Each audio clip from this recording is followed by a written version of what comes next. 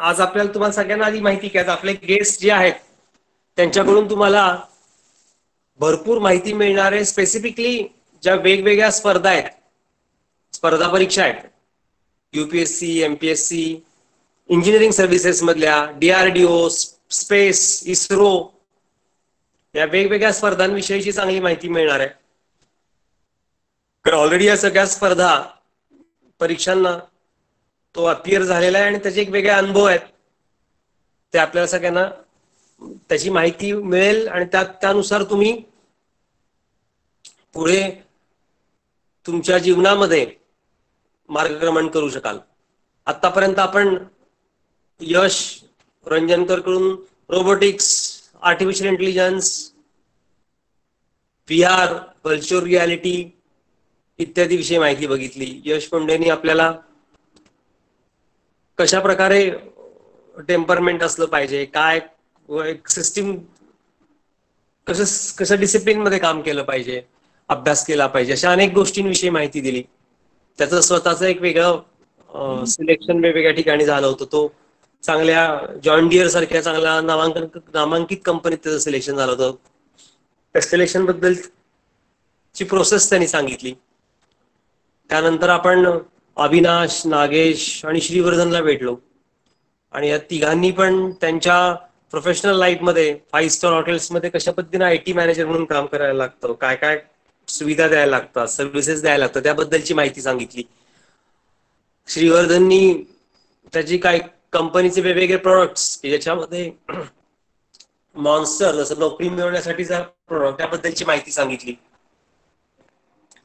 तर अशी अनेक वेगवेगळ्या विषयांवरची चर्चासत्र आपली झाली, माहिती तुमच्यापर्यंत मिळाली. आज आपल्याकडे जे गेस्ट आहेत त्यांचं नाव आहे अनुराग वैद्य. थोड्या वेळात ते आपल्याला जॉईन होतील. तत्पूर्वी मला एक प्रश्न विचारायचा आहे की मी तुम्हाला ग्रुपवर टाकलेलं होतं की आज वेबिनार होता. संगणकामध्ये काय काय अपॉर्च्युनिटीज आहेत याबद्दलचा. तुमच्यापैकी ज्यांनी कोणी अटेंड केला असेल त्यांनी येस करायचं. आजचा जो वेबिनार होता विज्ञान, कोणी अटेंड केला आजचा वेबिनार 11 वाजता होता त्यांनी येस म्हणायचं. व्हेरी गुड,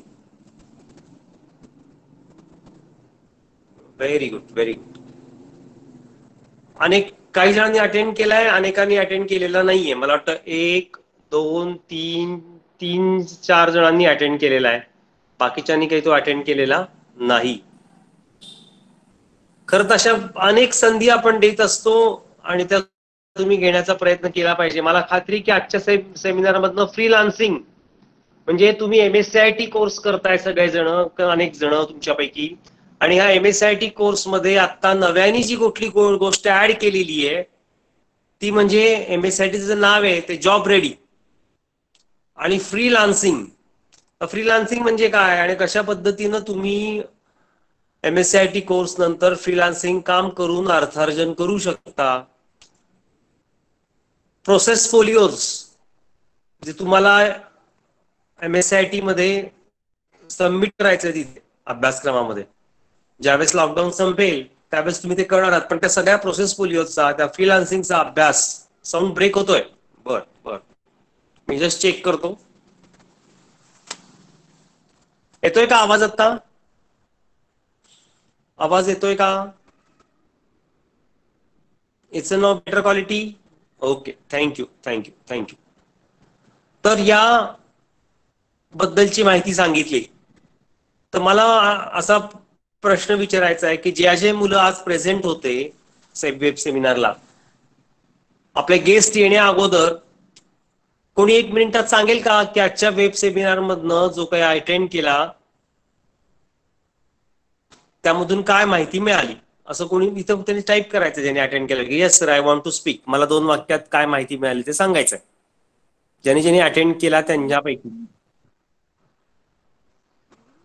कुठलीही गोष्ट आपण अटेंड केल्यानंतर आपण जो वेळ देतो आपल्याला त्याचं आकलन झालं पाहिजे. आणि एखाद्या गोष्टीचं आकलन झालं तर जे काही आकलन झालं ते आपल्या स्वतःच्या शब्दांमध्ये ते मांडता आलं पाहिजे. हे फार महत्वाचं आहे. ओके, नेहमीप्रमाणे आशिष उत्तर देत असतो. आशिष, स्पीकर ऑन कर आणि बोलण्याचा प्रयत्न कर बरं. थोडक्यात सांग पटकन, आपल्याला वेळ कमी, गेस्ट लगेच जॉईन होतील. आशिष. सर आवाज येतोय? हा येतोय आवाज, बोल. आता सर आजचं जे संगणक वेबिनार होतं तर त्याच्यामध्ये आपण संगणकाचा वापर करून कसं फ्रीलान्सिंग करू शकतो किंवा वेगवेगळ्या प्रकारची माहिती पडू शकतो, त्याचप्रमाणे ह्या संगणकावर आपण पैसे सुद्धा कमवू शकतो आपण घर बसल्या, की बरोबर वेगवेगळे कंपनीचे जे प्रेझेंटेशन असतात ते तयार करणे, एक्सेल तयार करणे बरोबर. किंवा त्यांचे शीट्स तयार करणे आणि हम्म. त्याचप्रमाणे जे डॉक्युमेंट आहेत ते सुद्धा आपण तयार करून त्याचा जो त्यांनी एक शीट दाखवलं त्याच्यामध्ये रेट दिलता की प्रत्येक हो. शब्दाला किती रेट आहे, प्रत्येक स्लाइडला. तर असा वापर हम्म. करून आपण ह्या संगणकावर आपण पैसे सुद्धा कमवू शकतो, की महिन्याला 15-16 हजार सुद्धा आपण कमवू शकतो या ह्याच्या हो. माध्यमातून. आणि त्याचप्रमाणे सर्वांपर्यंत आपण फ्रीलान्सिंगच्या माध्यमातून योग्य प्रकारे प्रशिक्षण देऊ शकतो, मार्गदर्शन करू शकतो सगळ्यांना. बरोबर, छान छान सांगायचा प्रयत्न केला. मी जस्ट एक दोन गोष्टी ऍड करतो आशिषने जे सांगितलं त्यामध्ये, की अतिशय आज ती सेनापती नावाची मुलगी होती, ती युपीएससी करते, अतिशय हुशार आहे, ग्रॅज्युएट झालेली मुलगी आहे, युपीएससी करते, पण तिला ती फक्त 3 ते 4 तास मॅक्झिमम 3 ते 4 तास कम्प्युटरवर फ्रीलान्सिंग मध्ये काम करते आणि 25,000 रुपये महिन्याला कमवते. आणि वेगवेगळे आणि काम कोणाकोणाचं, जगातल्या सगळ्या लोकांचं मार्केट राहतं.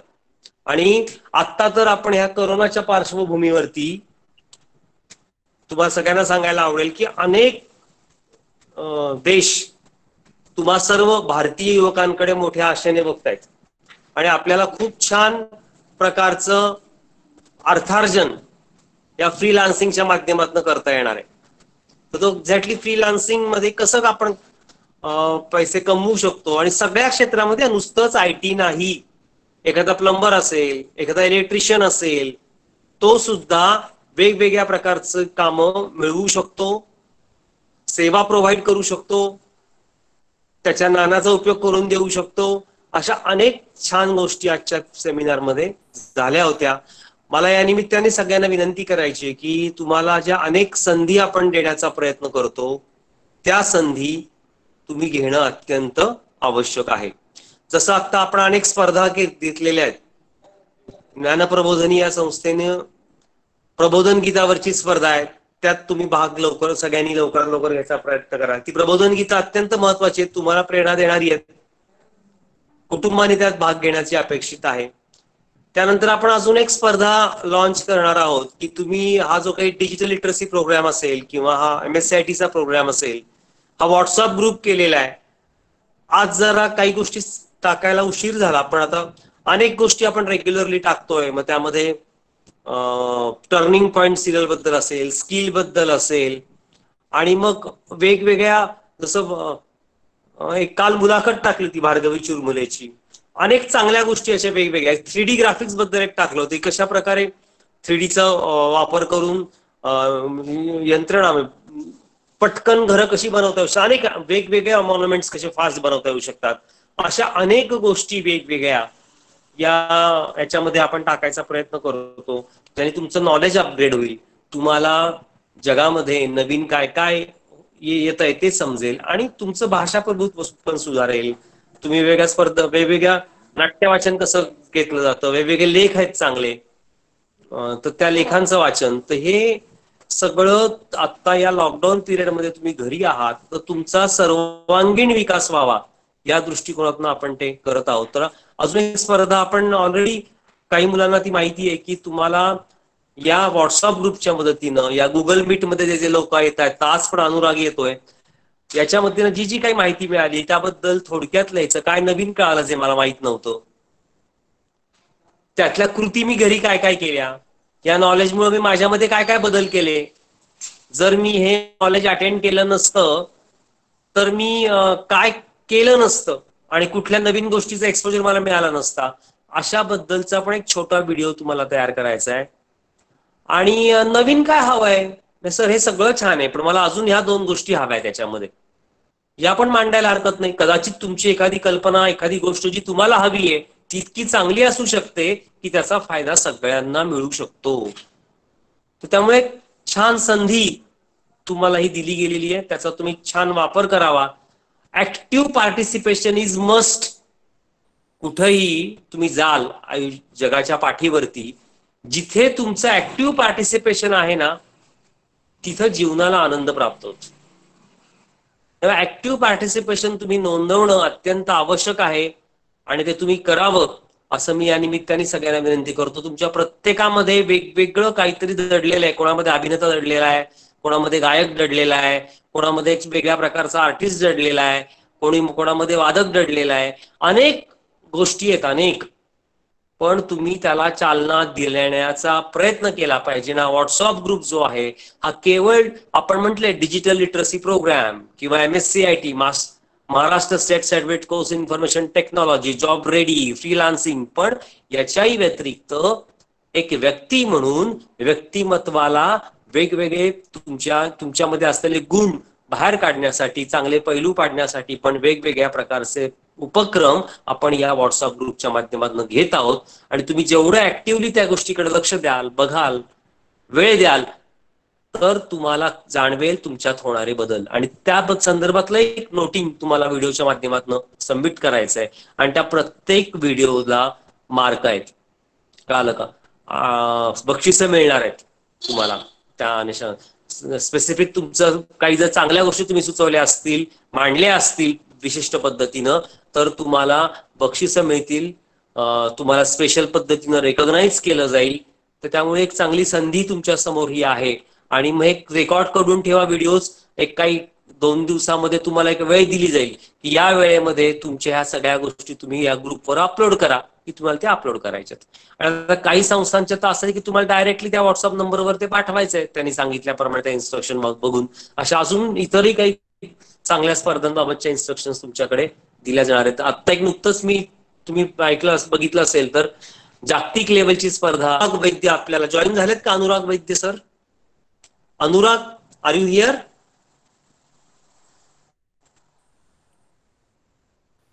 हॅलो. त्यांना 2 वाजून. अनुराग जॉईन केलेस का? हो सर, मी 2 वाजता जॉईन केलं होतं. अरे वेलकम वेलकम वेलकम. मी आता अनुरागचं आपण सगळ्यांनी स्वागत करूयात. सगळ्यांनी वेलकम करा अनुरागला. अनुराग आपल्या पुढे अतिशय छान पद्धतीनं अनेक मुद्दे संवाद करेल. मी खरं तर पहिल्यांदा अनुराग परिचय करून मला द्यायला पहिल्यांदा माझा व्हिडिओ बंद करतो. Okay, yes. आता मी थोडक्यामध्ये अनुरागचा तुम्हाला परिचय करून देतो. सर्वात प्रथम म्हणजे अनुराग हा, जसा आपण यश पुंडे बद्दल बोललो की नाही, अतिशय अभ्यासू.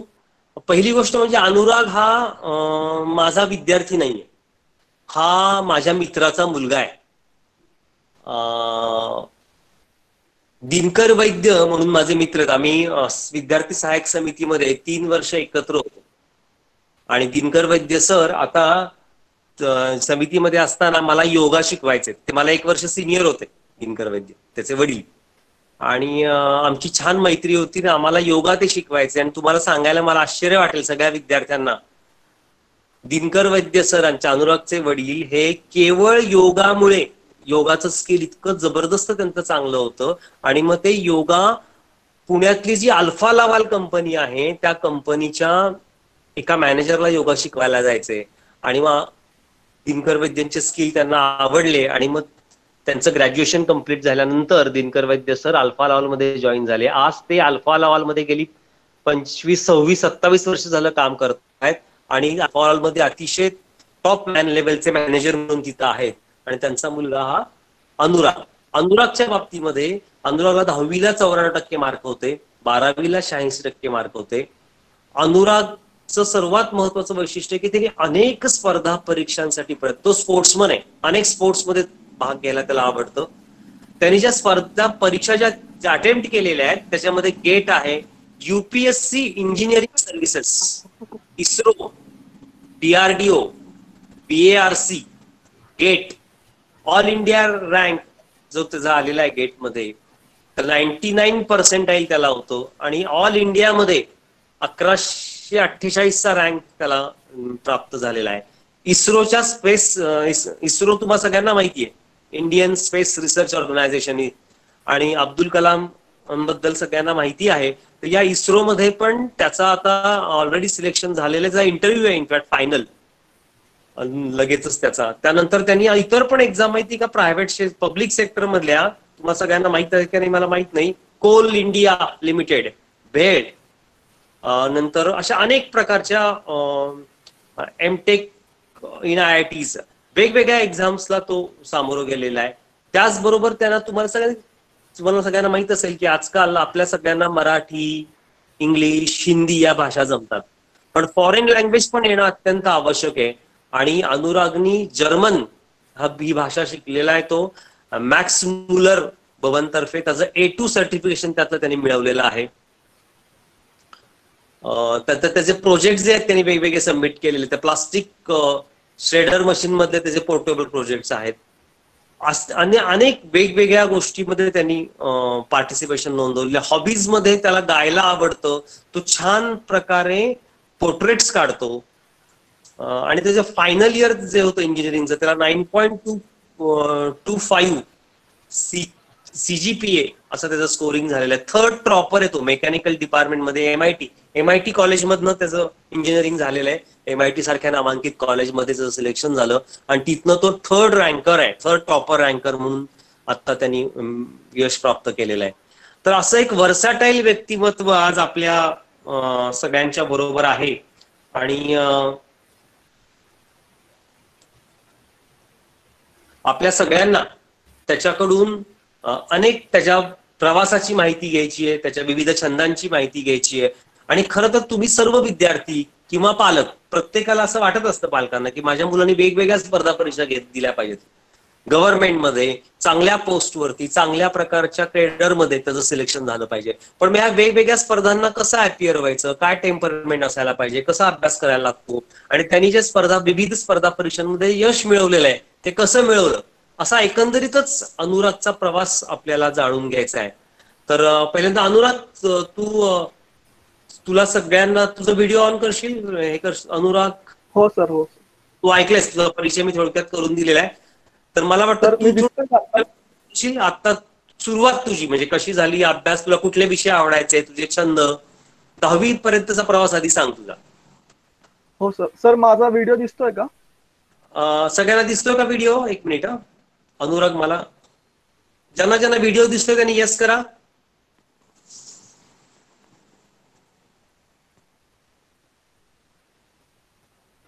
ओके.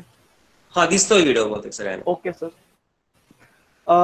सर्वप्रथम मी तुषार काकांचं मनापासून थँक्यू म्हणू इच्छितो की त्यांनी मला ही आज संधी दिली. आणि मला त्यांचं प्रचंड कौतुक वाटतं की ते एक एवढी मोठी अल्फाबाईट नावाची कॉम्प्युटर इन्स्टिट्यूट इंदापूर इथे चालवतात. आणि त्याचबरोबर त्यांनी एक समाजासाठी दायित्व म्हणून विद्यार्थी सहाय्यक समितीमध्ये ते आपलं योगदान नेहमी देत असतात. म्हणजे मी जेव्हा जेव्हा समितीमध्ये जातो तेव्हा मला ते तिथे काही ना काही आपलं योगदान देत असताना दिसतात. त्यामुळे मला त्यांचं त्याच्याबद्दल फार कौतुक वाटतं. अजून मला ही संधी दिल्याबद्दल फार मी तुमचे आभार मानतो. 10वी 12वीच्या मुलांना मार्गदर्शन हे फार महत्वाचं असतं. म्हणजे मी माझंच एक उदाहरण देतो की मी इंजिनिअरिंगच्या 3rd इयरला असताना मला जिम मध्ये एक मुलगा म्हणला की अरे तू UPSC साठी का नाही ट्राय करत आहेस? तर मला पहिलं काय वाटायचं की UPSC ही जी परीक्षा आहे, UPSC हीच एक परीक्षा आहे. पहिली गोष्ट, हा सर्वांचा एक गैरसमज असतो की UPSC ही एक परीक्षाच आहे.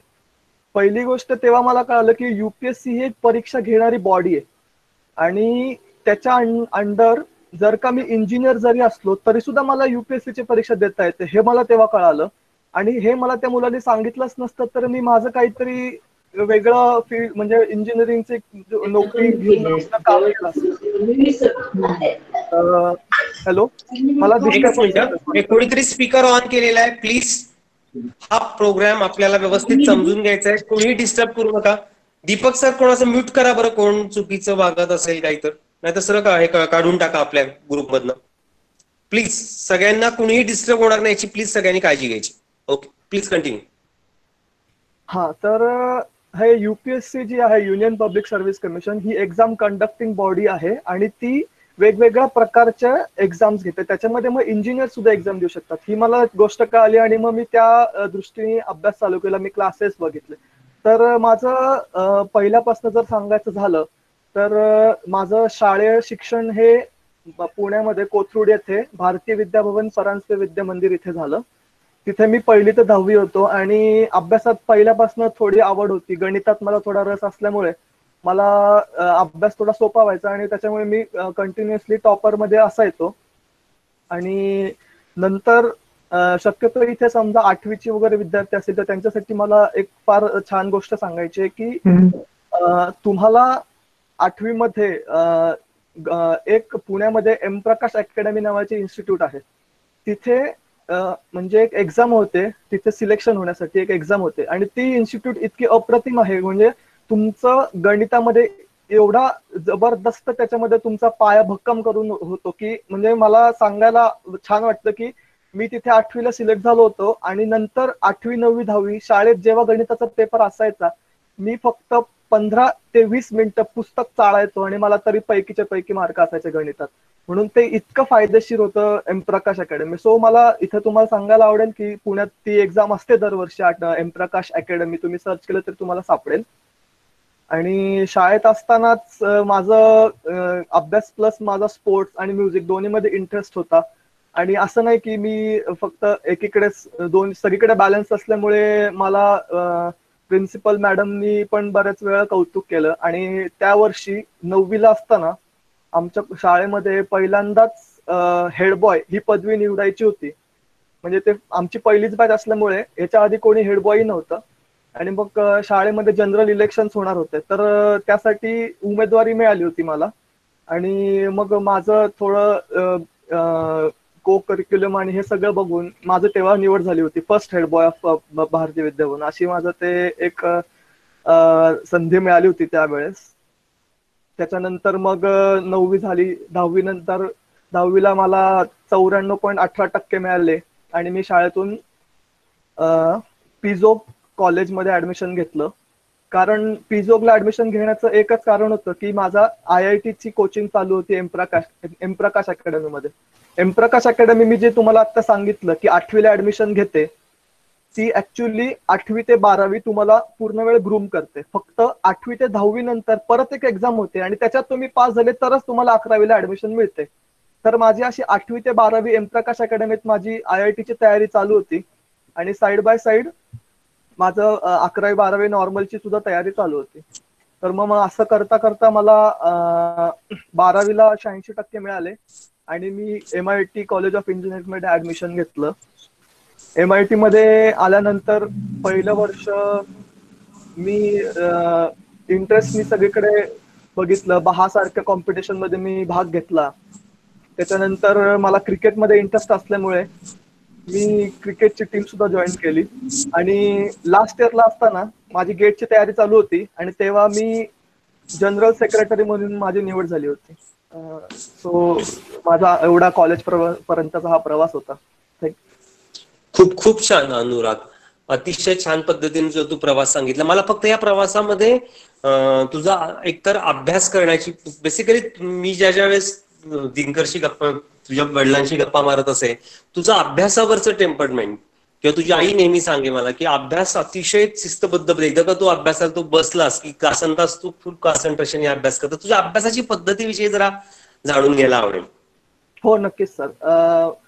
माझं एक मानणं आहे की तुम्हाला समजा अभ्यास करायला बळच बसवला असेल तर तुम्ही अभ्यास करणार नाही. पण तुम्हाला जर का प्रॉब्लेम सोडवताना तुम्हाला इंटरेस्ट येत असेल की अरे वा एखादा प्रश्नाचं मी उत्तर काढलं, ते उत्तर मॅच झालं, ते करेक्ट झालं, तर एक जो आनंद मिळतो तो आनंद मला म्हणजे ते मला इंटरेस्टिंग वाटायचं. आणि त्याच्यामुळे मला असं मी किती तास अभ्यास केला ह्याच्यापेक्षा मी किती अभ्यास काय काय केलं हे मला जास्त आवडायचं. मागच्या वर्षी मी डेडिकेटेड स्टडी केला. त्याच्यामध्ये मी स्वतःला डिसिप्लिन ठेवण्यासाठी काही गोष्टी पाळल्या होत्या की मी जवळपास एक 8 ते 9 महिने अभ्यास केला होता कंटिन्युअस. आणि त्याच्यामध्ये मी रोज सकाळी माझी एक प्रायव्हेट लायब्ररी लावली होती, तिथे मी जायचो. गेलो सकाळी की माझं एक रुटीन असायचं की मी मोबाईलमध्ये 1.5 तासाचा टायमर लावायचो. म्हणजे 1.5 तासाचा टायमर लावला की जागेचं हलायचं सुद्धा नाही. म्हणजे पाण्याची बाटली असायची पण 1.5 तास कंटिन्युअसली फोकस्ड अभ्यास करायचा. आणि त्याच्यानंतर मी 15 ते 20 मिनिटं वॉक करायचो, नाहीतर थोडासा ब्रेक घ्यायचो, गाणी ऐकायचो आणि परत 1.5 तासाचा टायमर लावायचा. असं मी दिवसभर करायचो आणि जवळपास माझा एक इफेक्टिव्ह 8 ते 9 तास अभ्यास व्हायचा. दिवसाच्या शेवटी जेव्हा लायब्ररीतून बाहेर पडायचो मी, तेव्हा माझे एक एक्सेल शीट बनवलेली होती मी, की माझं डेली शेड्यूल, त्याच्यामध्ये मी कॉलम्स बनवले होते की मी आज काय अभ्यास केला, मी किती तास अभ्यास केला, आणि अजून त्याची डेट वगैरे असं, म्हणजे रोजचं, म्हणजे अजून माझ्याकडे ती एक्सेल शीट आहे, त्याच्यामध्ये जवळपास 8 ते 9 महिन्याचा डेटा भरल्यावर त्याच्यानंतर आता बघताना खूप छान वाटतं की अरे आपण म्हणजे एवढा दिवसाचं ऍव्हरेज जरी बघितलं तरी माझा आठवड्याला जवळपास 60 ते 70 तास अभ्यास व्हायचा, आणि ते खूप चांगलं वाटायचं. म्हणजे मला सांगायचं होतं की माझ्या लायब्ररीत अशी पण मुलं होती की ती लायब्ररीत यायची खरी, पण जेव्हा बघावं तेव्हा मोबाईलमध्येच बघत बसायची, म्हणजे ते स्वतःलाच फसवत होते असं मला फार वाटायचं. त्याच्यामुळे मला नेहमी विचारायचे मुलं, अरे तू एवढा वेळ कसा बसतो, पण मी त्यांना सिंपल सांगत होतो की तुम्हाला इंटरेस्ट असेल त्या गोष्टीमध्ये तर मग ते तुम्हाला असं कष्ट वाटणार नाही की तुम्ही एवढ्या वेळ अभ्यासाला बसतायत. तर ही सिंपल माझी फिलॉसॉफी होती सर.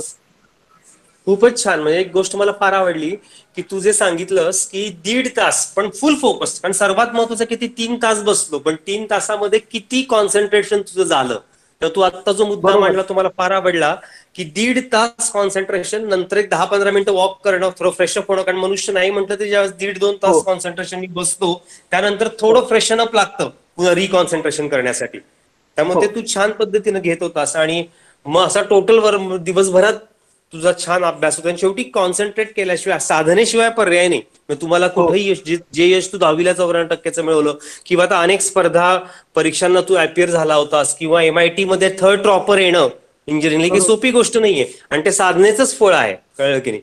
तर हो त्यामुळे मला इतर विद्यार्थ्यांना हे निश्चित तुम्ही समजून घेतलं पाहिजे की साधना कशी महत्वाची असते, आणि ती आपल्याला आवड निर्माण झाली, आपल्याला ते वाटलं पाहिजे मनापासून की नाही मला हे करायचंय, मला हे गाठायचंय. एकदा का मनामध्ये ती ईर्ष्या निर्माण झाली की जसं अनुरागच्या मनामध्ये होतं की नाही मला IIT मध्ये जायचंय, त्या एंट्रन्सला जायचंय, मला MIT मध्ये टॉपर यायचंय, आणि म्हणून त्या ईर्ष्येने त्यांनी छान पद्धतीने अभ्यास केला आणि चांगलं यश मिळवलं. मला अनुराग तुला असं विचारायला आवडेल की हो सर. इंजिनिअरिंग करत करत तू जे काही ठरवतस की इंजिनिअरिंगच्या ज्या UPSC म्हणजे सगळ्यांना काय माहिती, IAS माहिती आहे, इंडियन हो बरोबर. ऍडमिनिस्ट्रेटिव्ह सर्व्हिसेस कलेक्टर, बरोबर. IPS बरोबर. माहिती आहे, विश्वास नांगरे पाटलांचं उदाहरण सगळ्यांसमोर आहे. येस. पण जी मुलं, जसं तू म्हटलास, तू इंजिनिअरिंगच्या मुलांना IAS IPS तर होता येतच, हो परंतु इंजिनिअरिंग मध्ये इतर काही वेगवेगळ्या कुठल्या कुठल्या स्पर्धा, कुठल्या कुठल्या अशा त्या परीक्षा आहेत की ज्यामध्ये हा इंजिनिअरिंग सर्व्हिसेस जे म्हणतो आपण गव्हर्नमेंटच्या, बरोबर त्या बरोबर. कोणकोणत्या आहेत, आणि त्यांचं जे पोस्टिंग आहे ते या या IAS आणि IPSच्याच लेवलचं आहे. तर हो त्याबद्दल हो थोडी हो. माहिती सांग. आणि नक्कीच इतरही तुझ्या नक्कीच. काही स्पर्धेत DRDO इतर जे आहेत त्या स्पर्धेत, आणि सगळी जी मुलं आत्ताची आहेत किंवा पालक सुद्धा, बऱ्याच जणांना हो हे वेगवेगळं क्लासिफिकेशनच माहित नाहीये. स्पर्धा हो परीक्षा म्हटलं की तेवढं तू आता सांगितलं UPSC एक बॉडी आहे, पण बरोबर. सगळ्यांना वाटतं हो हे अतिशय छान सांगण्याचा प्रयत्न केला. तर अजून छान माहिती तू या संदर्भामध्ये तुझ्याकडे आहे, कारण तू ती नक्कीच अभ्यासलेली आहेस, तर ती सगळ्यांना सांगायचा प्रयत्न कर. नक्कीच नक्कीच सर. पहिली गोष्ट मी सांगू इच्छितो की UPSC union public service commission ही एक गव्हर्नमेंटनी कॉन्स्टिट्युशनल बॉडी आहे. म्हणजे ती इंग्रजांच्या काळापासून ती बॉडी आहे, ज्याच्यामुळे आपले सिव्हिल सर्वंट्स वगैरे आपण त्याच्यानं सिलेक्ट होतो. म्हणजे खूप कठोर ती परीक्षा घेतात ती बॉडी. तर त्याच्यामध्ये आपल्याला सगळ्यांना माहित असतं IAS IPS, कारण या दोन फेमस असतात, ती लोक आपल्याला दिसतात, न्यूज मध्ये दिसतात. पण असं नाहीये, बाकीच्या सुद्धा बऱ्याच त्याच्यामध्ये आहेत की रेव्हेन्यू सर्व्हिसेस आहे, फॉरेन सर्व्हिसेस आहे, इंजिनिअरिंग सर्व्हिसेस आहे. तर मोस्टली आपण इंडियामध्ये बघतो की मुलं इंजिनिअरिंग नाही तर मेडिकलला प्रेफरन्स देतात. मग इंजिनिअरिंगला आल्यानंतर पण काहींची इच्छा असते की आपण ऍडमिनिस्ट्रेशन मध्ये जावं, आपण गव्हर्नमेंट मध्ये जावं. पण तर हे इंजिनिअरिंग सर्व्हिसेस हे मलाही सुद्धा माहित नव्हतं खरं सांगायचं तर. म्हणजे मी जेव्हा गेटचा क्लास लावायला गेलो होतो तेव्हा तिथे एक ऑप्शन होता, इंजिनिअरिंग सर्व्हिसेस अँड गेट. तेव्हा मला माहितच नव्हतं की इंजिनिअरिंग सर्व्हिसेस काय आहे. तर नंतर मग मी म्हंटल नको यार, हे इंजिनिअरिंग सर्व्हिसेस काही माहित नाही. सो मी फक्त गेटचा क्लास लावला, आणि नंतर जसा जसा माझा क्लास प्रोग्रेस करत गेला तसं तसं मला कळत गेलं की इंजिनिअरिंग सर्व्हिसेस ही एका इंजिनियरसाठी सर्वोत्तम जॉब असलेली नोकरी किंवा सरकारी जॉब म्हणता येईल. म्हणजे त्याच्यामध्ये वेगवेगळे क्लासिफिकेशन्स असतात. सर्वात मेन म्हणजे इंडियन रेल्वे सर्व्हिसेस असतं इंजिनिअरिंग सर्व्हिसेस मध्ये. म्हणजे तुम्हाला रेल्वेमध्ये तुम्ही 22व्या-23व्या वर्षी जर ऍज अ IES ऑफिसर रेल्वेत गेला तर तुमच्या हाताखाली जवळपास 500 लोक कामाला लागतात. एवढ्या तरुण वयात तुम्हाला एवढी मोठी संधी मिळते रेल्वेज मध्ये काम करण्याची, आणि रेल्वेज म्हणजे इंडियाचं एक सर्वात मोठं आपण म्हणू शकतो एक बिझनेस आहे. त्याच्यानंतर border road organisation. Border road organisation म्हणजे आपले जे लेह लडाख वगैरे त्या साईडला जिथे रोड्स असतात तिथले आपण ऑफिसर्स बनता येतात. परत मिलिटरी इंजिनिअरिंग सर्व्हिसेस असतं, म्हणजे तुम्हाला देशासाठी काम करता येतं. तर अशा बऱ्याच ऑपॉर्च्युनिटीज इंजिनिअरिंग सर्व्हिसेस तुम्हाला देतं. तर असं नाहीये की तुम्ही डिग्री इंजिनिअरिंगची घेतली मग आता काय करायचं, मग आता परत सिव्हिल सर्व्हिसेसचा अभ्यास चालू करायचा, परत स्क्रॅच पासून त्याला अजून 4 वर्ष द्यायचे, म्हणजे तुमच्या आयुष्यातले 4 वर्ष तुम्ही इंजिनिअरिंगला देणार, मग परत 4 वर्ष तयारीला देणार. म्हणजे हे बऱ्याच मुलांना माहित नसतं. सो आणि ज्यांचं टेक्निकली बॅकग्राऊंड खूप चांगलं आहे, ज्यांनी इंजिनिअरिंग मध्ये खूप चांगलं परफॉर्म केलं, त्यांच्यासाठी ही खूप गोल्डन ऑपॉर्च्युनिटी असं मला वाटतं.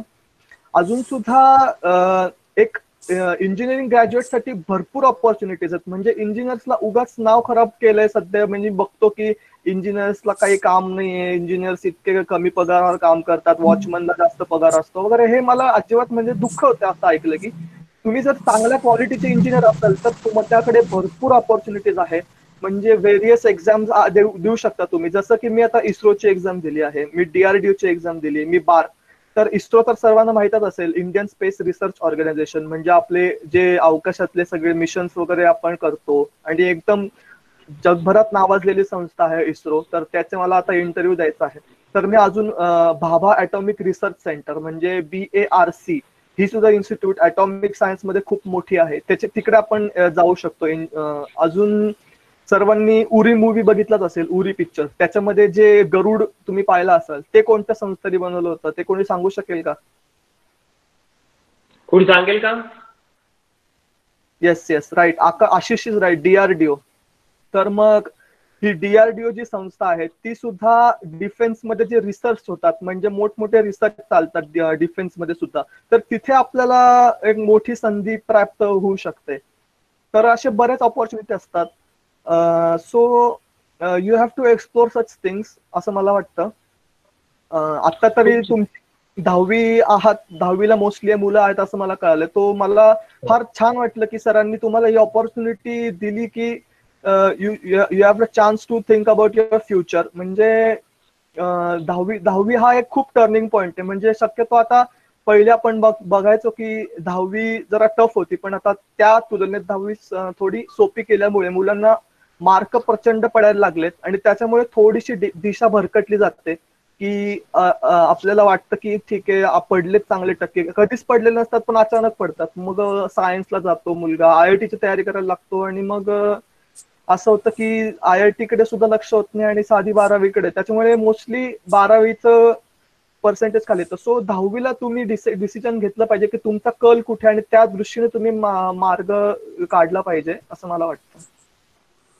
खूप खूप छान सांगायचा प्रयत्न केला. तर तू तर सर्वात सुरुवातीला सांगितलं की म्हणजे आता जी काही 7वी 8वी 9वीतली मुलं असतील आता ऐकत असतील किंवा तुमचे कोण बहीण भाऊ असतील की एम प्रकाश, आणि खरंच एम प्रकाश ही पुण्यातली गेली अनेक वर्ष अतिशय नावाजलेली संस्था आहे आणि त्यात तुझं सिलेक्शन झालं होतं, अतिशय महत्वाची गोष्ट होती. भरपूर शिकायला मिळतं आणि त्या प्रकारचं ट्रेनिंग आहे आणि तुझा बेस त्यामुळे पक्का झाला.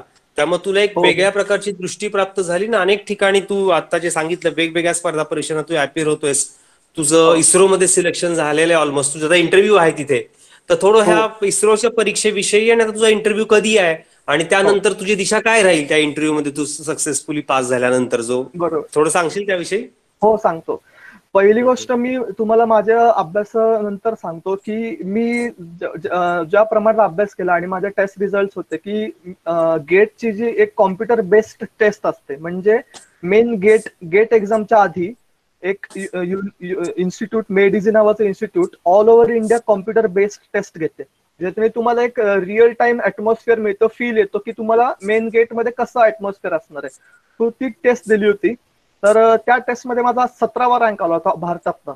तर माझ्यासाठी ती खूप म्हणजे असं मला भारी वाटलं होतं की आता मेन गेटला सुद्धा एक चांगलं 50च्या आतमध्ये रँक येईल. पण ते कसं असतं की मेन गेटला तुम्हाला 3 तास तुमचं थोडंसं मेंटल प्रेशर हँडल करताना थोड्या 2-3 चुका झाल्या आणि माझा रँक 1100 वर गेला. तरी पण 1100 हा काही वाईट रँक नाही, ह्याच्यावर IIT मध्ये ऍडमिशन मिळून जातं. पण जी माझी अपेक्षा होती की 50च्या आत यावं, ही माझं थोडंसं स्वप्नभंग झालं. पण मला नंतर एक गोष्ट लक्षात आली की मी जो अभ्यास केला होता तो काहीच वाया गेला नाही, कारण मी फक्त गेट तर दिली नव्हती, मी गेट सोबत इंजिनिअरिंग सर्व्हिसेस सुद्धा दिली होती, मी इस्रो दिली होती. तर असं नाहीये की मी थोडा गेटमध्ये मागे पडलो, पण माझा जो अभ्यास आहे तो मला शेवटी फायद्याला आलाच आणि माझं इस्रोमध्ये सिलेक्शन झालं. इस्रो ही एक्झाम वेगवेगळ्या ब्रांचेससाठी होते, basically mechanical, civil, electronics, computer science सगळ्यांसाठी होते. तर ती जानेवारी महिन्यात एक्झाम झाली होती. त्याच्यामध्ये 80 प्रश्न असतात आणि प्रत्येक प्रश्नाला 3 मार्क आणि निगेटिव्ह 1 मार्क, सो ती 240 मार्क्सची एक्झाम असते. आणि त्यामध्ये जवळपास 160च्या वरती कट ऑफ लागतो आणि 2 तासात तुम्हाला 80 प्रश्न सोडवायचे असतात. So it is a game of speed and accuracy also. तर त्यामुळे मला असं वाटलं की यार गेट तर एवढी थोडंफार मी मागे पडलो, पण मग माझं इस्रोमध्ये म्हणजे जवळपास 2 लाखामध्ये 500 मुलांमध्ये सिलेक्शन झालं. त्यामुळे असं वाटलं नाही की आता माझे एवढे मेहनत माझी वाया गेली, असं नाही वाटलं. आणि एक गोष्ट लक्षात आली की तुम्ही जर प्रामाणिकपणे मेहनत घेतली, तुम्ही स्वतःला फसवत नसाल, तर तुमचा कुठे ना कुठे फायदा होईल. या वर्षी होईल नाही तर पुढच्या वर्षी होईल, पण फायदा नक्कीच होणार आहे. ही गोष्ट 100% खरी आहे. अतिशय छान अनुराग.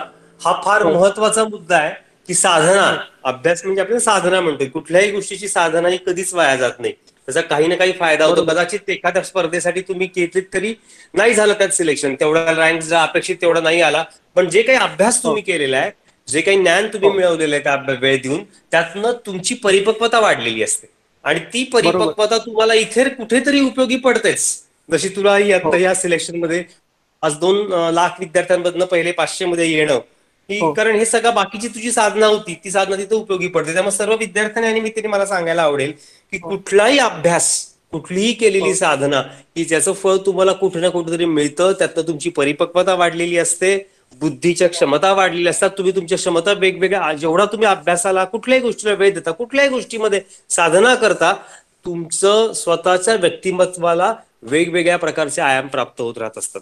त्यामुळे हा फार अतिशय छान संदेश तू सगळ्यांना दिला की नाही सिलेक्शन झालं म्हणजे संपलं असं नाही. फेल्युअर असा मुद्दा नसतो, तुमची परिपक्वता वाढणं हा त्यातला सर्वात महत्वाचा मुद्दा असतो. मला अनुराग, म्हणजे तू खरं तर अभ्यासामध्ये तुझं टेम्परमेंट आणि खरंच ज्या तू आता जे सांगतोयस अनेक ठिकाणी, अनेक विद्यार्थी मी बघतोय तुझ्या वयातले, बऱ्याच गोष्टीचं ते एक्सपोजर जे अपेक्षित आहे तेवढं त्यांनी ते घेतलेलं नसतं. आणि जे काही तू आता महत्वाचा मुद्दा सांगितला की इतर मुलं अभ्यासाला येऊन बसायची, पण मग मोबाईलवर बस, एवढं फोकस नाही. आणि बऱ्याच वेळा काय 10 तास अभ्यास केला, पण 10 तासामध्ये फोकस किती वेळ होतास? बरोबर आहे. हा फार महत्वाचा मुद्दा आहे. आणि तू इतकं छान सांगितलं की 1.5 तास फोकस करून 10 मिनिटं वॉकिंग केलं की पुन्हा रिफ्रेश होऊन पुन्हा फोकस होत होतो आणि मग तो अभ्यास बिल्ड होत जातो. तर ते फार महत्वाचा तू मंत्र आता सगळ्यांपुढे शेअर केलेला आहे. सगळ्यांना मला निमित्ताने विनंती करायची की जे काही कराल तुम्ही, आता MSIT करताय, आता सुट्टीत अमुक, तर तुम्ही ते पूर्ण क्षमतेने करा, एकरूप व्हा त्या गोष्टीशी, फुल कॉन्सन्ट्रेशननी, फुल फोकस होऊन करण्याचा प्रयत्न करा. मला यात अजून एक, म्हणजे तुझे काही अभ्यास आणि सगळ्या गोष्टी याच्या बरोबरीने तू छंदही खूप छान जोपासतो. तू स्पोर्ट्समध्ये तुझा चांगला आहे, स्पोर्ट्समध्ये तू चांगलं करिअर केलेलं आहेस, तुला छान गाता येतं, तू पोस्टर पेंट ड्रॉइंग चांगले काढतो, बरोबर आहे? तर त्या तुझ्या छंदांविषयी वेगवेगळ्या स्पोर्ट्स पासून जाणून घ्यायला आवडेल. तर लहानपणापासून सोसायटीमध्ये क्रिकेट खेळायचो, त्याच्यामुळे क्रिकेटमध्ये एक गती होतीच पहिल्यापासून. आणि 3रीला असताना आईने मला आवर्जून हार्मोनियमच्या क्लासला लावलं. तेव्हा वाटलं यार हे काय बोरिंग आहे, पण नंतर त्याच्यात आवड निर्माण झाली आणि नंतर वाटलं की आईने खूप छान काम केलं त्यावेळेस की हार्मोनियमच्या क्लासला घातलं. कारण आता बघतो की एखादं इन्स्ट्रुमेंट वाजवणं ही खूप मोठी कला असते. म्हणजे कोणाकडे साधारण बघितलं तर 10 पैकी एखाद्याच व्यक्तीला ती वाजवता येते. त्याच्यामुळे लहानपणापासून ते केलं आणि हार्मोनियम मध्ये रस निर्माण झाला. हार्मोनियम बऱ्यापैकी जमायला लागले. त्याच्यानंतर मग मी शास्त्रीय गायनाकडे सुद्धा वळलो. शास्त्रीय गायन मी 3 ते 4 वर्षाचा क्लास केला. त्याच्यानंतर मला माझ्या कामामुळे थोडंसं अवघड झालं, तो मी ब्रेक घेतला, पण मी भविष्यात परत कंटिन्यू करणार आहे. आणि क्रिकेट सांगायचं झालं तर मी शाळेकडनं खेळलो. कॉलेजमध्ये मी फर्स्ट इयरला एकमेव विद्यार्थी होतो पूर्ण फर्स्ट इयरचा, कारण मोस्टली फर्स्ट इयरच्या मुलांना सिनियर्स घेत नाही टीम मध्ये, पण माझंच एकट्याचं सिलेक्शन त्यांनी घेतलं होतं त्यावेळेस. आणि त्याच्यानंतर मग मी प्रत्येक वर्ष टीमसाठी खेळलो आणि फायनल इयरला मी कॅप्टन झालो. आम्ही नॅशनल लेवलच्या टुर्नामेंट जिंकलो क्रिकेटमध्ये. आणि गायनमध्ये सुद्धा मी कल्चरल इव्हेंट्स मध्ये भाग घेतला होता कॉलेजमध्ये. सो एक अभ्यासाव्यतिरिक्त मी लास्ट इयर म्हणजे लायब्ररीमध्ये जायचो, 10-10, 8-8 तास अभ्यास असायचा रोजचा. पण एक असं मेंटल फ्रस्ट्रेशन नको यायला म्हणून मी सिंथसायझर क्लास लावला होता. म्हणजे मी एक डेली 1 पाऊण तास सिंथसायझर शिकायला जायचो. सो एक असं मला रिलॅक्स फील व्हायचं एखादं इन्स्ट्रुमेंट वाजवल्याने. सो मला ते हॉबीज म्हणून आयुष्यात असं नशिबाने मला ड्रॉइंग सुद्धा चांगलं जमतं. सो ते असं थोड्याफार गोष्टींमुळे अभ्यासावरती सुद्धा चांगला फोकस करता येतो. आणि मी तुम्हाला माझे थोडे ड्रॉइंग दाखवतो कॅमेऱ्यामध्ये. मी आता लेट अभिनेते इरफान खान यांचं जस्ट निधन झालं एवढ्या मागच्या 2 आठवड्यामध्ये. तर त्यांचं मी एक स्केच काढलं होतं गावाला असताना, तर ते तुम्हाला दाखवतो मी. उलट दिसेल कॅमेऱ्यामध्ये. नाही नाही, दिसतंय व्यवस्थित, खूपच छान. वाव. हो, आम्ही ग्रुपवर बघितलं ते. Very good, very good. आमचा जो आणि अजून एक मी माझ्या आई वडिलांच्या अॅनिव्हर्सरीला एक त्यांचं दोघांचं काढलं होतं, तेही दाखवतो. वाव, सुंदरच. छान छान, खरंच छान.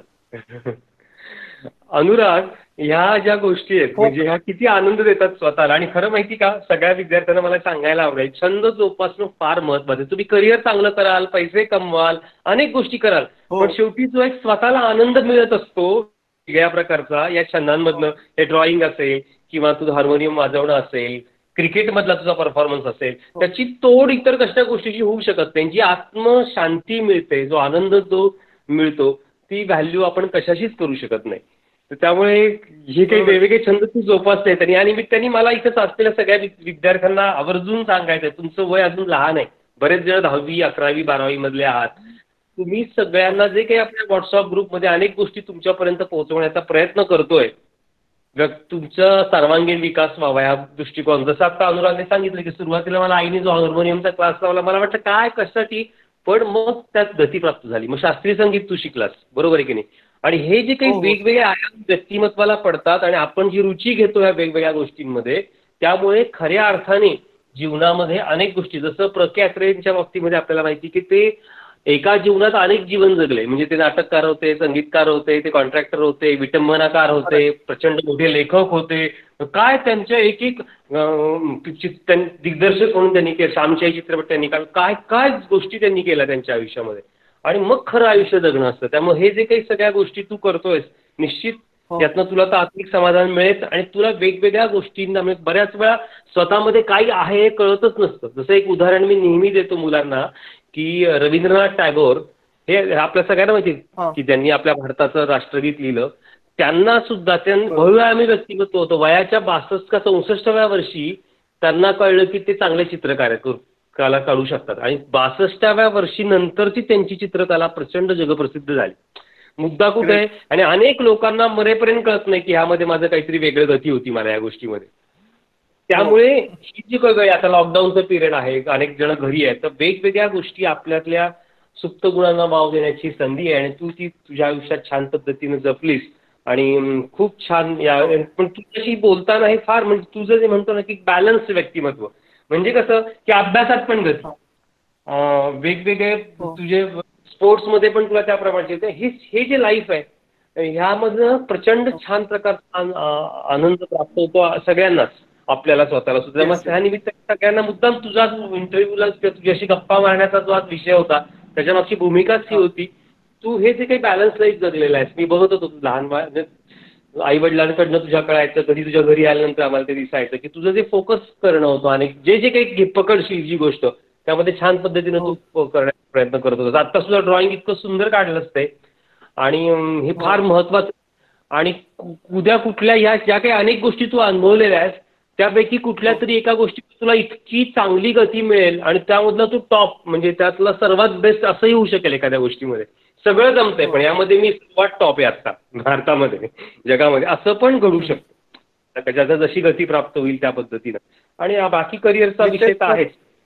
बोल ना, बोल अनुराग. काल दोन व्हिडिओ पाहिले म्हणजे मी, तर त्याच्यामध्ये पाहिलं की एक मुलगा होता जो कॅटची प्रिपरेशन करत होता. कॅट ही MBA एंट्रन्सची परीक्षा असते, पण त्याच्यामध्ये त्याचं फारसं यश आलं नाही. तर तो म्हणजे काही थोडे दिवस फारच निराश झाला. त्याच्यानंतर म्हटलं यार काहीतरी केलं पाहिजे आयुष्यात. मग त्यांनी चहाचा स्टॉल चालू केला आणि तुम्हाला नंतर विशेष वाटेल की MBA चायवाला ही त्याचं एवढं मोठं ब्रँड तयार झालं. तो त्याचीच मुलाखत मी काल ऐकत होतो की तो सांगतो अच्छा. की तुम्ही कोणतीही गोष्ट करा आयुष्यात, कोणतीही गोष्ट करा, पण तुमच्यापेक्षा चांगली ती गोष्ट कोणीच केली नाही पाहिजे याची मात्र तुम्ही Good. खात्री ठेवा. खूपच छान. बाकी सगळं म्हणजे तो आता करोडपती झालेला आहे तो मुलगा अक्षरशः. त्याला हार्वर्ड युनिव्हर्सिटी, मोठमोठ्या IIMs मध्ये त्याच्या इंटरव्ह्यूज होतात. म्हणजे खूप मला इन्स्पायरिंग वाटली. आणि आपण अशा गोष्टी बघितल्या पाहिजे. मला असं वाटतं 10वीची मुलं युट्यूब वर्सेस टिकटॉक असलं काहीतरी फालतू गोष्टी चालतात, ज्याच्यामुळे त्यांना पैसे मिळतात पण आपलं वेळेचं आणि उगाच नुकसान होतं.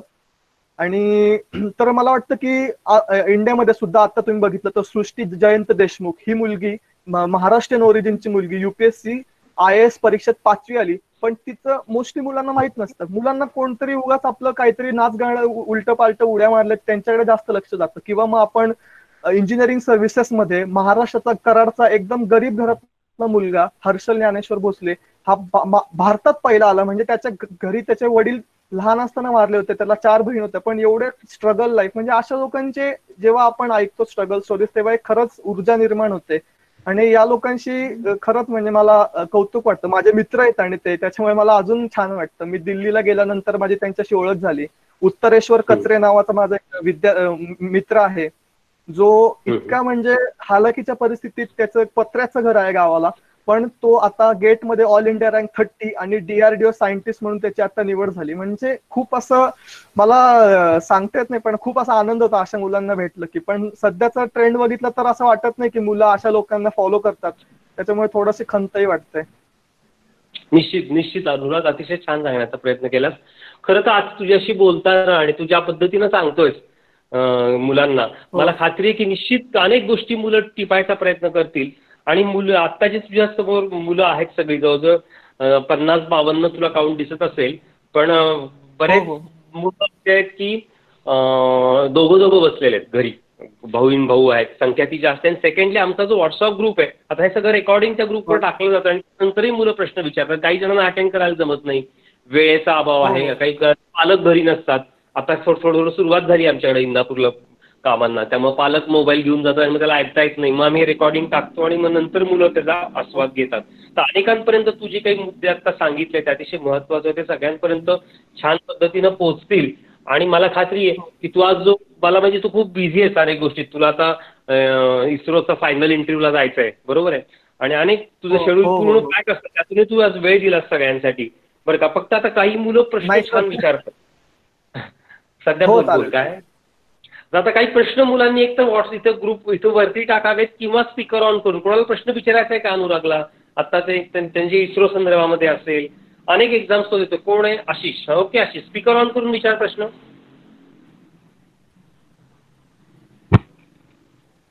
सर आवाज येतोय? हा येतोय, बोल. तर माझं नाव आशिष आहे आणि मी सरांकडे MSCIT कोर्स जॉईन केलता. तर माझं असं तुम्हाला क्वेश्चन आहे सर की इस्रोसाठी तुमची जी म्हणजे निवड झाली इंटरव्ह्यू साठी, तर प्रिपरेशन तुम्ही कसं केलं आणि ती एक्झाम तुम्ही कशी दिली, की म्हणजे इंजिनिअरिंग चालू असताना दिली का इंजिनिअरिंग कम्प्लीट झाल्यावर दिली? ओके, सर्वप्रथम मी तुम्हाला सांगतो की माझं जे स्ट्रीम आहे इंजिनिअरिंगचं ते आहे मेकॅनिकल इंजिनिअरिंग. सो मी या जेवढ्या सगळ्या एक्झाम्स दिल्यात ह्याचा अभ्यास माझा मिळता जुळता आहे. म्हणजे हे फार महत्वाचं आहे की तुम्ही वेगवेगळ्या परीक्षांचा अभ्यास करा, पण त्याचा अभ्यासक्रम मिळता जुळता असला पाहिजे. म्हणजे असं नाही की मी माझं IAS ची पण तयारी करतोय, मी UPSC ची इस्रोची पण तयारी करतोय, असं नाही. आता माझं मेकॅनिकल आहे तर मी त्याच्यात प्रभुत्व मिळवणार, तर मी त्याच्याच परीक्षा देणार. सो जी इस्रोची होती ती माझी मेकॅनिकलची साईड होती. सो माझी आता जरी निवड झाली ती सायंटिस्ट मेकॅनिकल अशी म्हणून माझी निवड होणार जर मी सिलेक्ट झालो तर. तर तुला त्याचा अभ्यास कसा करायचा ते सांगतो मी. की तू आता समजा इंजिनिअरिंगला जाशील 3rd इयर 4th इयर मध्ये पुण्यामध्ये किंवा बाहेरच्या मेड इझी नावाचे एक उत्कृष्ट गेट कोचिंग क्लासेस आहेत. ते इंजिनिअरिंग सर्व्हिसेस आणि गेटची तयारी करतात. तर जे इस्रोचा सिलेबस असतो मेकॅनिकलचा जो पेपर असतो तो तू गेट आणि याची तयारी केली की त्याच्यामध्ये तुला त्याचे क्वेश्चन सॉल्व्ह होणार. सो तू त्याची तयारी कर असं मला वाटतं. मेड इझी हे नाव हे लक्षात ठेव, खूप छान इन्स्टिट्यूट आहे. किंवा आता सध्याच्या काळामध्ये ऑनलाईन प्लॅटफॉर्म्स बरेच उपलब्ध झालेत, की अनअकॅडमी तुम्ही ऐकलं असेल. अनअकॅडमी हे एक खूप उत्कृष्ट प्लॅटफॉर्म तयार झाले, म्हणजे ज्याला शिकवण्यात इंटरेस्ट आहे आणि ज्याला शिकण्यात इंटरेस्ट आहे, हे दोघांसाठी खूप मोठं प्लॅटफॉर्म आहे. म्हणजे तुमच्याकडे शिकवण्याची कला असेल तर तुम्ही अनअकॅडमीवर तुम्ही ते शिकू शकता. आणि तुम्हाला आता कोणताही, फक्त ते पेड आहे, थोडे एकदम स्वस्त आहे. म्हणजे मेड इझी लावायचं म्हटलं तर 2 वर्षाची फी तुला जवळपास 80,000 रुपये, पण अनअकॅडमीवर तुला एक 20-25,000. फक्त ते ऑनलाईन ऑफलाईनची थोडीशी गंमत असते. तर आय होप तुला आन्सर मिळाला असेल. छान छान. अजून तुम्हाला काही प्रश्न विचारायचे आहेत का? तर इथे टाईप तरी करू शकता. ओके, इस्रो एक्झाम बद्दल मी सांगितलं की ती दरवर्षी जानेवारी या महिन्यात इस्रोची एक्झाम होते. तर इस्रोमध्ये बेसिकली तुम्हाला एक 12वी नंतर IIST, Indian institute of space technology, हे कॉलेज आहे. तिथे तुम्ही 12वी नंतर प्रवेश घेऊन तुमचं इस्रोमध्ये सिलेक्शन होऊ शकतं. किंवा तुमचं समजा तुम्हाला नाही मिळत तिथे ऍडमिशन, तर तुम्ही बेसिक मेकॅनिकल इंजिनिअरिंग करून 4 वर्ष खूप चांगला अभ्यास करून तुम्ही इस्रोची परीक्षा देऊ शकता. ICRB नावाचं बोर्ड असतं, ते तिथे एक्झाम कंडक्ट करतं इस्रोची दरवर्षी जानेवारीमध्ये. तर ती एक्झाम तुम्ही देऊन इस्रोमध्ये जाऊ शकता. इस्रोची एक्झाम म्हणजे इंटरव्ह्यू इतका भारी असतो, मी तुम्हाला शेअर करू इच्छितो की आमचा एक विषय असतो थर्मोडायनामिक्स नावाचा. थर्मोडायनामिक्स, त्याचे लेखक आहेत PK नाग. PK नाग हे फार मोठे थर्मोडायनामिक्स मध्ये, त्यांचंच पुस्तक सगळे इंजिनियर्स वापरतात. तर माझा एक मित्र इंटरव्ह्यूला गेला होता लास्ट इयर, तर त्याला थर्मोडायनामिक्सचाच प्रश्न विचारला होता आणि तो सांगत होता. थोडंफार त्याचं आन्सर चुकलं, पण तो म्हटलं नाही नाही सर, मी हे PK नाग सरांच्या पुस्तकातलं वाचून सांगतोय. नंतर मग जेव्हा त्याचा इंटरव्ह्यू संपला 30 मिनिटांनंतर, तेव्हा त्या पॅनल मधला एक जण PK नाग सरच होते. तर ते म्हणजे इतकं सरप्राइझिंग असतं. म्हणजे ते 10 लोक वेगवेगळे IITs आणि इस्रो मधले तिथे बसलेले असतात. तो एक्सपिरियन्स म्हणजे खूप लोक सांगतात की तो घेण्यासारखा एक्सपिरियन्स आहे. खूप छान, खूप सर. छान. सर, हा बोल. हॅलो. आणि अजून एक विचारायचं होतं की मला, हो, की तुम्ही जी एक्झाम देता, हा,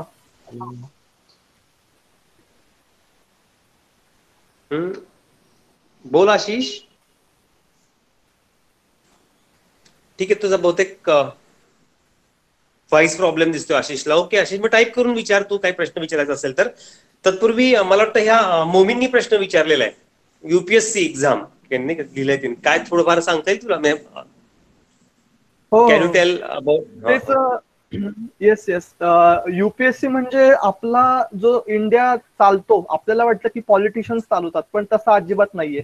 इंडिया पॉलिटिशियन्स फक्त आपलं काम करतात, पण जे मेन आतून जे काम चालतं, ऍडमिनिस्ट्रेशन चालतं, कलेक्टर, जिल्हाधिकारी वगैरे, इंजिनिअरिंग सर्व्हिस इंजिनियर्स, हे सगळं जे आतलं काम करतात, तिथे जे सर्व पोस्ट निवड अधिकारी, होते. ब्युरोक्रॅट्स म्हणतो आपण त्यांना, बरोबर ना? येस येस ब्युरोक्रॅट्स येस म्हणतो येस, आपण त्यांना. Right right right, bureaucrats. तर हे लोक बरोबर. प्रचंड काम करत असतात आणि त्यासाठी त्या लेवलची लोक निवडणं हे UPSCचं काम असतं. मग ती एक 3 स्टेप प्रोसेस असते UPSCची. सर्वात पहिले तुमची प्री एक्झाम होते, ज्याच्यामध्ये जवळपास 5-6 लाख लोक बसतात. त्याच्यानंतर प्री मधनं तुमचं मेन्स मध्ये सिलेक्शन होतं आणि मेन्स मधनं इंटरव्ह्यू. या तिन्ही स्टेप खूप इम्पॉर्टंट आहेत. इंटरव्ह्यू तर सर्वात महत्वाचा असतो, म्हणजे त्याच्यामध्ये तुमचं पर्सनॅलिटी चेक होते, तुमचे सॉफ्ट स्किल्स चेक होतात. आजकालच्या जमान्यात लोकांना हार्ड स्किल्स असतात, पण सॉफ्ट स्किल्सचा खूप प्रॉब्लेम असतो, की कम्युनिकेशनच करता येत नाही, इंग्लिशमध्ये वीक आहे, किंवा आपले मत खूप आहेत पण मांडताच येत नाही, असे खूप. त्यामुळे हे तिन्ही स्टेप्स क्लिअर झाल्यानंतर त्या एक लेवलची कॅपॅबिलिटीची मुलं सिलेक्ट होतात आणि मग ते देश चालवायला एक सक्षम तयार होतात. त्यांची ट्रेनिंग होते, म्हणजे IAS ऑफिसर्सची ट्रेनिंग इथे होते, नॉर्थ साईडला होते. तर त्याची परीक्षा मध्ये वेगवेगळे UPSC मी जसं सांगितलं की एक्झाम कंडक्टिंग बॉडी आहे. तर IAS म्हणजे ऍडमिनिस्ट्रेटिव्ह सर्व्हिसेस ही एक पोस्ट आहे, पोलीस सर्व्हिसेस ही एक पोस्ट आहे, इंजिनिअरिंग सर्व्हिसेस ही एक पोस्ट आहे, फॉरेन सर्व्हिसेस ही एक पोस्ट आहे, रेव्हेन्यू सर्व्हिसेस ही एक पोस्ट आहे. हे तर सगळ्याचा अभ्यासक्रम वेगवेगळा आहे. तर तो अभ्यासक्रम तुम्ही नेटवर वगैरे बघून तुम्हाला ज्याच्यात इंटरेस्ट आहे ते तुम्ही निवडू शकता. खूप छान. मला